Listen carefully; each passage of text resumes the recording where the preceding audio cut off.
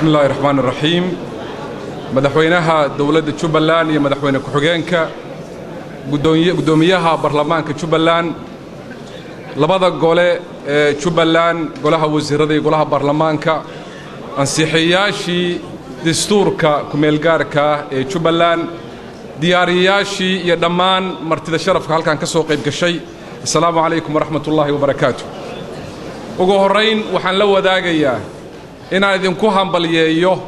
مانتي مناسبة دي اللي أنسحيي دستورك جبلان وحن قبائنا يهيد مناسبة وين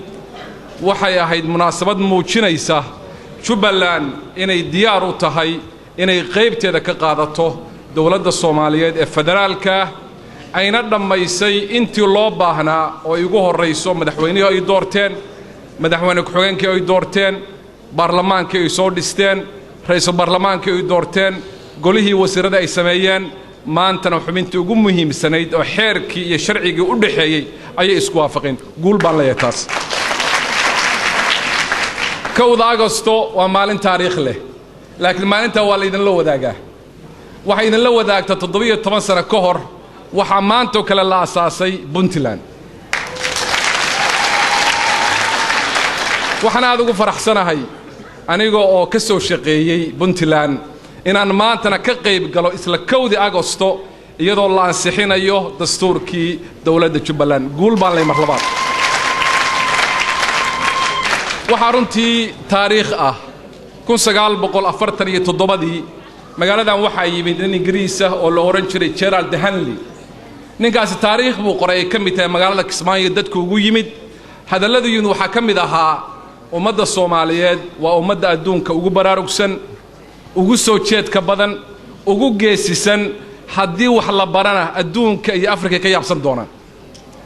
taariikhdaas waa 68 sano ka hor maanta waxaad cadayseen Jubbaland inaad leedihiin qabiilka la yiraahdo Jubbaland qabiil kale maanta laga bilaabo ma lihidin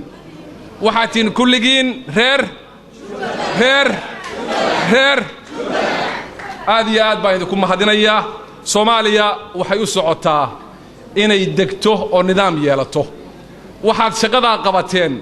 iyada oo aan cidna idinku garab istaagin laga yaabay haddaan kafto marka qaar kood in lugta la idinkaga joogsaday laakiin waa ka soo baxdeen shaqadina waa qabateen ummadda Soomaaliyeed dawladda federaalka iyo dawladaha xubnaha ka iyo ummadda Soomaaliyeedba sharaf baad u tihiin magac baana u soo hoyiseen waxaan idinka codsanaynaa inaad dokumentiga ilaalisaan oo uu noqdo xeer idinkana idin dhaxeeya ummadda Soomaaliyeedna idin la dhaxeeya Soomaaliya 2016 waxay u socotaa inay noqoto ummad isku tashatay waxa wax lagu qaban karaa oo kaliya in talada la wadaago ma dhici karto inuu inta qol isku xiro uu yiraahdo talada Soomaaliya ana goynaya waa lagu khasaaray ورسول لكم ما خسارين بل لكم خساري وما وضعت الشنا